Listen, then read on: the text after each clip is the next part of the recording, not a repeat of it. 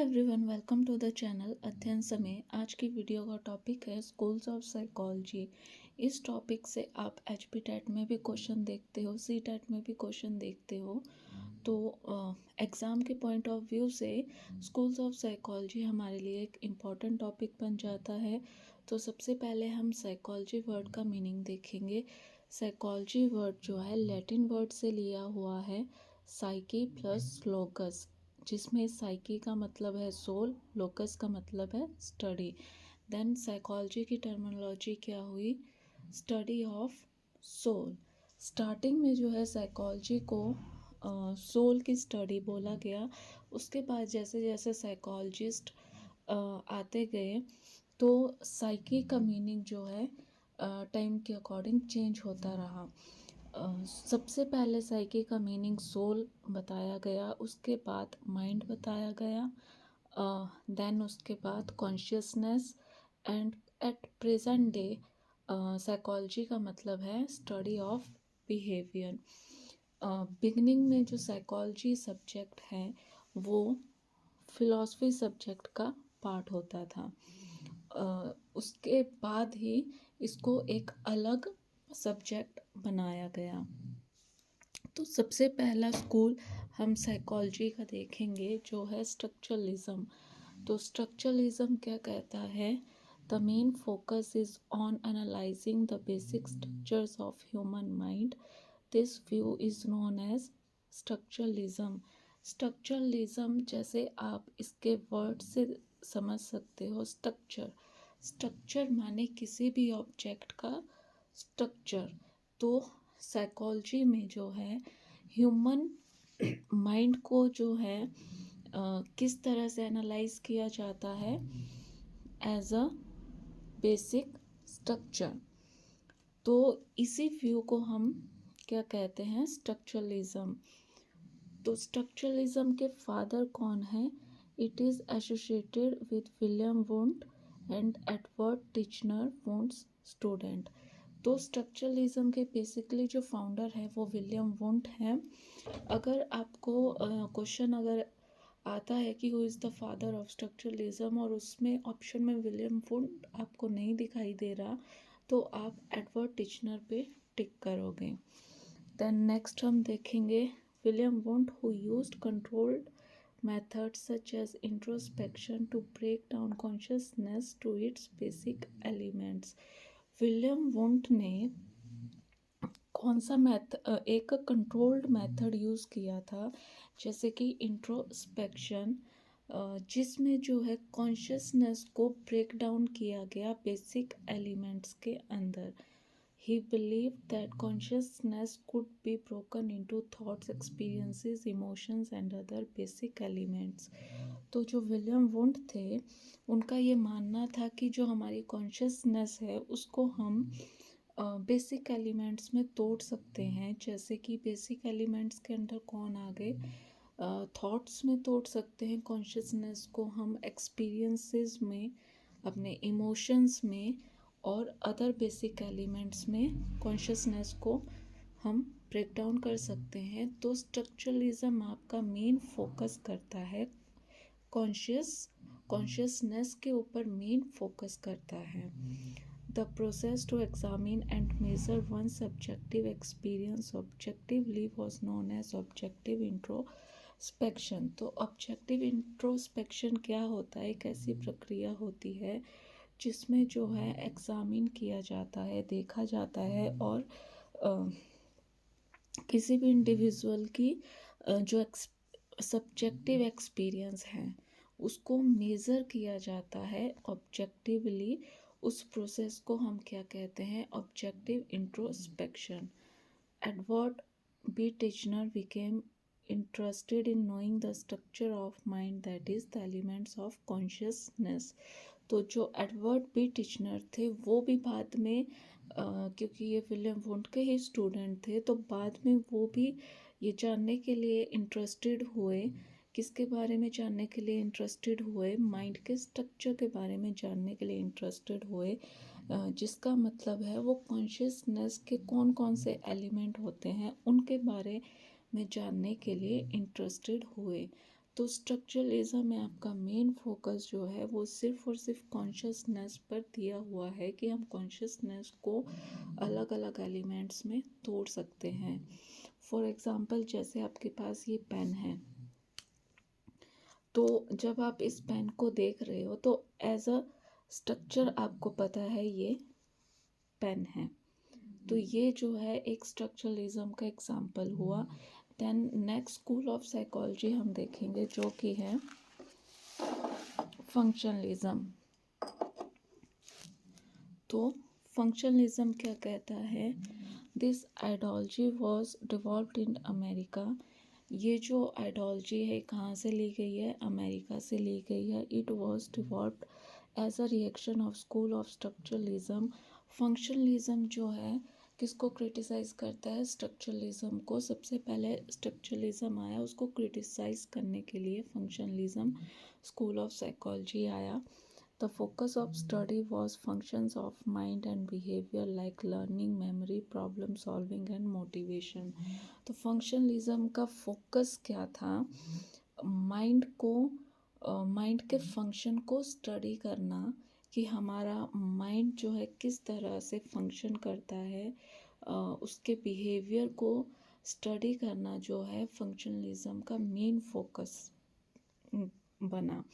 जैसे हम लर्निंग जो करते हैं वो किस तरह से लर्निंग करते हैं, हमारी मेमोरी किस तरह से फंक्शन करती है, प्रॉब्लम सॉल्विंग में हम किस तरह से माइंड का यूज़ करते हैं, मोटिवेशन जो है किस तरह से काम करती है। जैसे स्ट्रक्चरलिज्म में मैंने आपको पेन का एग्जांपल दिया, फंक्शनलिज्म में हम सेम चीज़ इस पेन से ही एग्जांपल लेके समझ सकते हैं।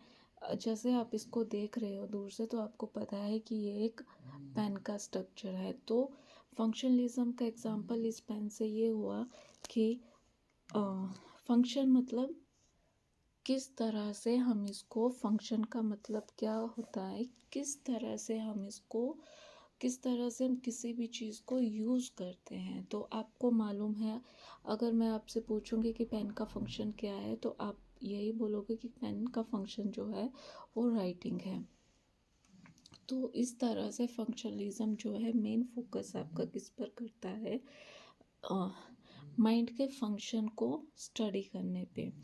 John Dewey evolved functionalism, focusing on what the mind and behavior do and how they enable a person to adapt to new and complex situations. तो जॉन डुई ने फंक्शनलिज्म को develop करा और फोकस किस चीज़ पर करा? कि हमारा माइंड और हमारा बिहेवियर कैसे काम करता है and how they enable a person to adopt to new and complex situations, और कैसे ये जो है एक पर्सन को एबल बनाता है किसी भी नई परिस्थिति को अडॉप्ट करने के लिए। William James, the main contributor, was concerned on how the mind allows people to function in the real world.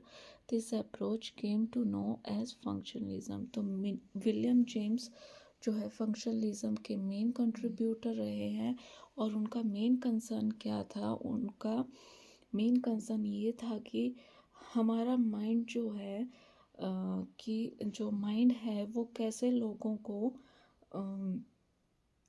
Allow करता है असली दुनिया में अपने माइंड का फंक्शन परफॉर्म करने के लिए, यानी कि अपने माइंड को यूज़ करने के लिए रियल वर्ल्ड में कैसे काम करता है। तो इस अप्रोच को क्या नाम दिया गया? फंक्शनलिज्म। यानी कि फंक्शनलिज्म में हम माइंड के फंक्शन को स्टडी करते हैं और स्ट्रक्चरलिज्म में हम माइंड के स्ट्रक्चर को स्टडी करेंगे सिर्फ। नेक्स्ट स्कूल ऑफ साइकोलॉजी है behaviourism. The school originated with John V Watson and Burrhus Frederic Skinner. तो बिहेवियरिज्म के ओरिजिनेट किसने किया बिहेवियरिज्म को? जॉन वी वॉटसन ने एंड फेडरिक स्किनर ने। फादर ऑफ बिहेवियरिज्म कौन है? जेवी वॉटसन। तो ये क्वेश्चन आपके पेपर में आता है कि who is the father of behaviourism, तो आपका आंसर होगा जेवी वॉटसन।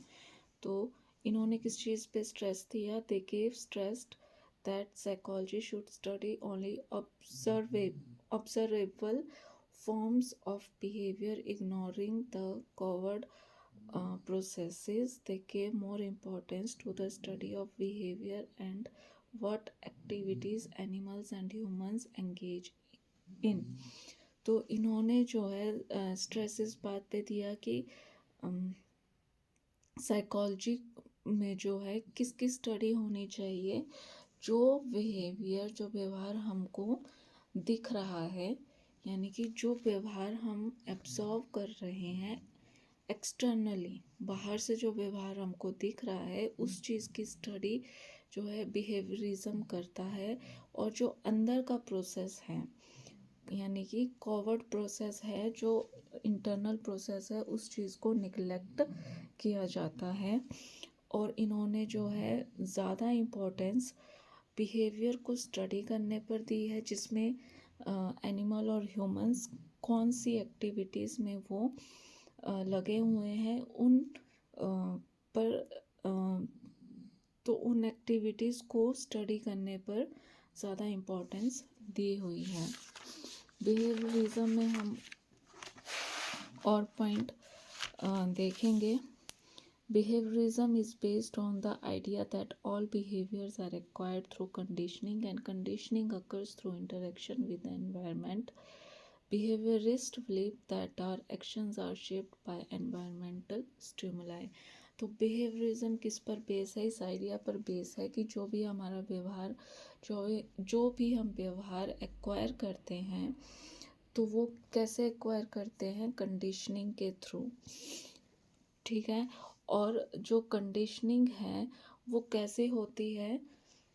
वातावरण के साथ इंटरेक्शन जब ह्यूमन करता है तब उसकी कंडीशनिंग होती है।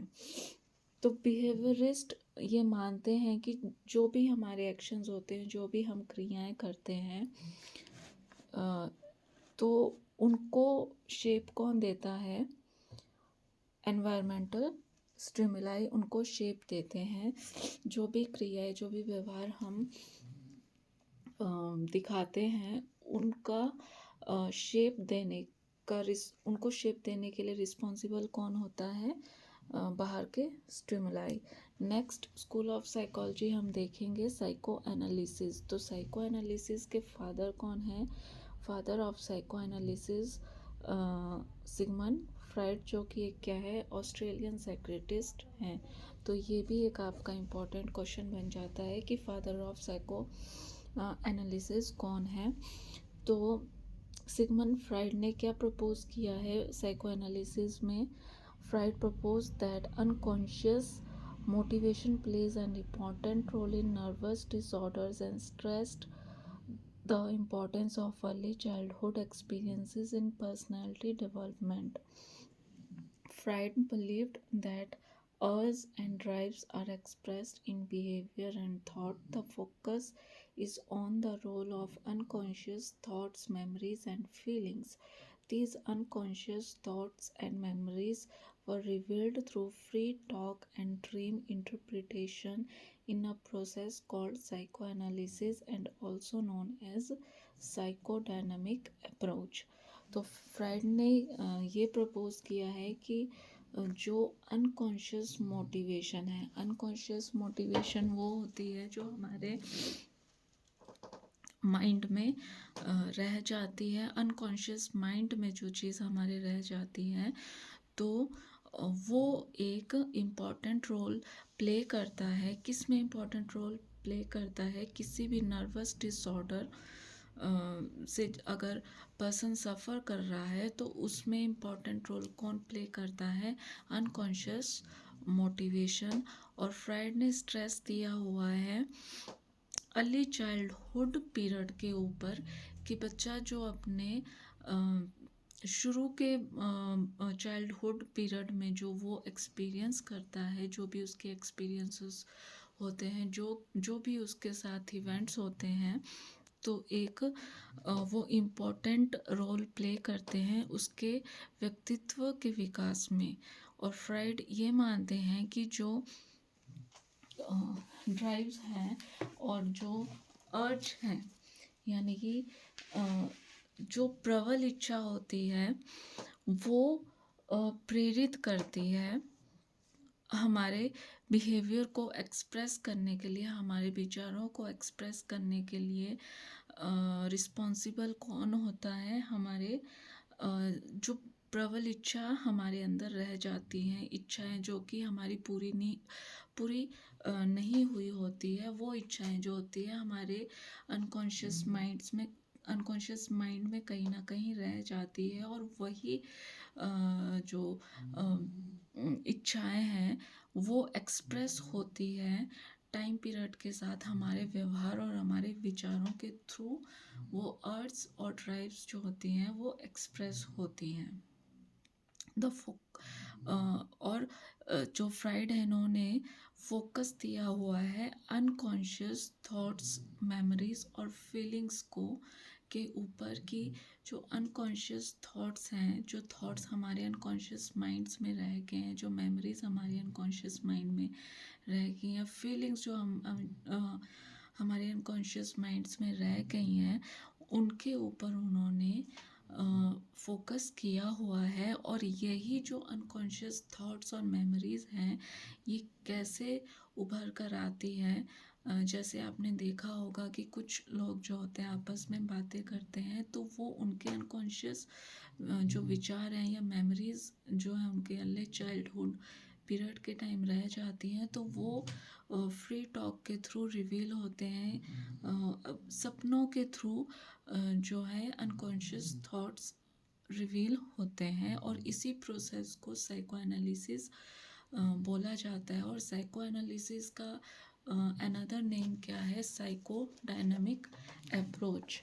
अब हम नेक्स्ट स्कूल ऑफ साइकोलॉजी देखेंगे, जो कि है gestalt school. Max Wertheimer, Kurt Koffka and Wolfgang Kohler founded gestalt psychology in Germany. तो मैक्स वर्थमियर, कर्ट कोफका और वॉल्फगैंग कोहलर ने जो है गैसाल्ट साइकोलॉजी को जर्मनी में फाउंड करा है। तो उन्होंने किस चीज़ की स्टडी पे फोकस करा है? They studied the mind by applying the principles of organisation to human behaviour. उन्होंने जो है माइंड को किस तरह से स्टडी करा हुआ है, ऑर्गेनाइजेशन का प्रिंसिपल अप्लाई करके, किसके ऊपर? ह्यूमन बिहेवियर के ऊपर। ऑर्गेनाइजेशन के प्रिंसिपल को अप्लाई करने के बाद उन्होंने माइंड को स्टडी करा हुआ है। It is a school of thought that looks at the human mind and behaviour as a whole. तो गैसाल्ट स्कूल ऑफ साइकोलॉजी में किस पर ध्यान दिया जाता है? ह्यूमन माइंड और बिहेवियर पर ध्यान दिया जाता है एज अ होल, ना कि एज अ पार्ट। जो भी वो बिहेवियर शो करता है तो उसको एज अ होल देखा जाएगा, ना कि एज अ पार्ट देखा जाएगा। It focuses on how people perceive objects, situations as a whole rather than as individual। तो उन्होंने इस बात पर फोकस किया है कि लोग जो है सिचुएशंस को, नई परिस्थितियों को या किसी भी चीज़ को कैसे समझते हैं एज अ होल, ना कि एज इंडिविजुअल। इसका सबसे अच्छा एग्जांपल ये हो सकता है जिग जॉब पजल्स। जैसे आपने देखा है कि छोटे बच्चों को हम आप भी अपने मोबाइल में पजल गेम खेलते हैं, तो उसमें जो है सिंगल यूनिट को जोड़कर आप एज अ मतलब सिंगल वर्ड बनाते हो। तो ये जो है गैसाल्ट साइकोलॉजी का एग्जांपल हुआ कि लोग जो हैं नई चीज़ों को होल की तरह देखेंगे, ना कि पार्ट की तरह देखेंगे। नेक्स्ट स्कूल ऑफ साइकोलॉजी है humanist psychology. The key features are free will.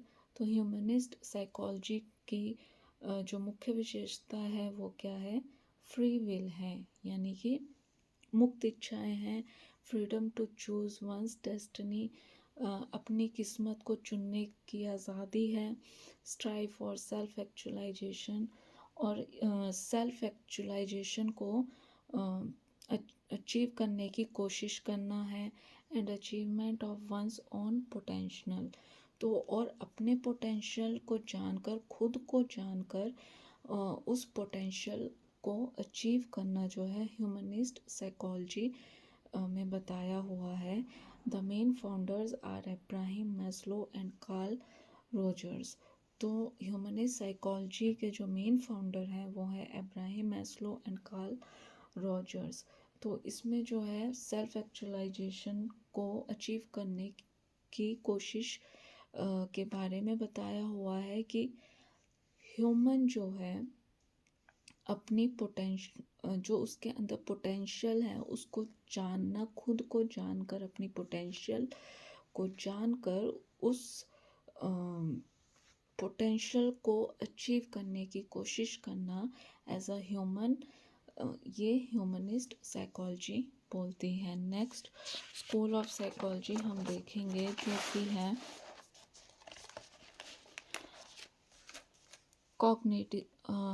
Cognitivism.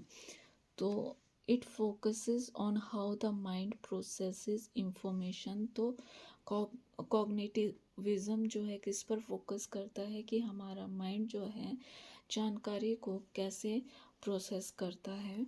It is related to cognitive learning theory. और कॉग्निटिविज्म किससे संबंधित है? कॉग्निटिव लर्निंग थ्योरी से संबंधित है। कॉग्निटिव मतलब जो माइंड से रिलेटेड है। Which was devolve by Jean पियाजे, जिसको किसने डिवॉल्व करा था? जीन पियाजे ने। An expert in child development, जो कि एक एक्सपर्ट हैं चाइल्ड डेवलपमेंट में। Cognitive psychologist view the mind as a computer that takes in and process information. जो कॉग्निटिव साइकोलॉजिस्ट हैं वो उनका क्या विचार है? वो जो है माइंड को एक कंप्यूटर की तरह देखते हैं। जिस तरह से कंप्यूटर जो है इंफॉर्मेशन को लेता है और उसको प्रोसेस करता है, उसी तरह से हमारा माइंड भी जो है इंफॉर्मेशन को टेक इन करता है और फिर उसको प्रोसेस करता है। They study the thought processes behind behaviour rather than focusing on external and observable actions. जो कॉग्निटिविज्म है वो किसकी स्टडी करता है? थॉट प्रोसेस की, जो हमारे विचारों की प्रक्रिया है कि हमारे माइंड में विचार कैसे आते हैं, जो कि हमारे व्यवहार में दिखते हैं। हमारे जो भी विचार हैं हमारे व्यवहार में दिखते हैं। तो उसकी स्टडी पर फोकस करता है, ना कि जो हमको एक्शन दिख रहे हैं उसके ऊपर करता है। तो फादर ऑफ कॉग्निटिव साइकोलॉजी कौन है? Ulric Neisser is known as father of cognitive psychology. तो हम जो वन लाइनर क्वेश्चंस बन जाते हैं एग्ज़ाम में उनको भी हम देख लेते हैं साथ में।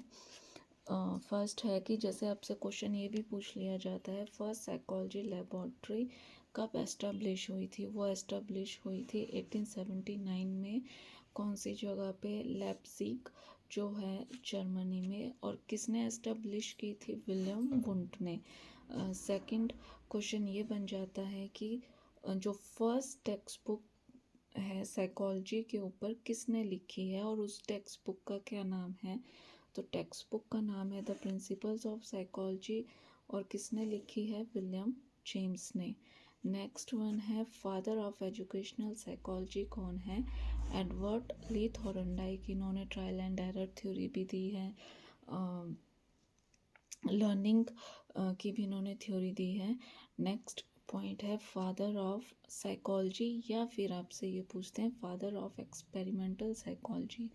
तो फादर ऑफ साइकोलॉजी और फादर ऑफ एक्सपेरिमेंटल साइकोलॉजी जो है इन दोनों के सेम ही आंसर है, जो कि है विलियम वुंड। आई होप आपको ये वीडियो पसंद आए। चैनल को लाइक शेयर एंड सब्सक्राइब करें प्लीज़।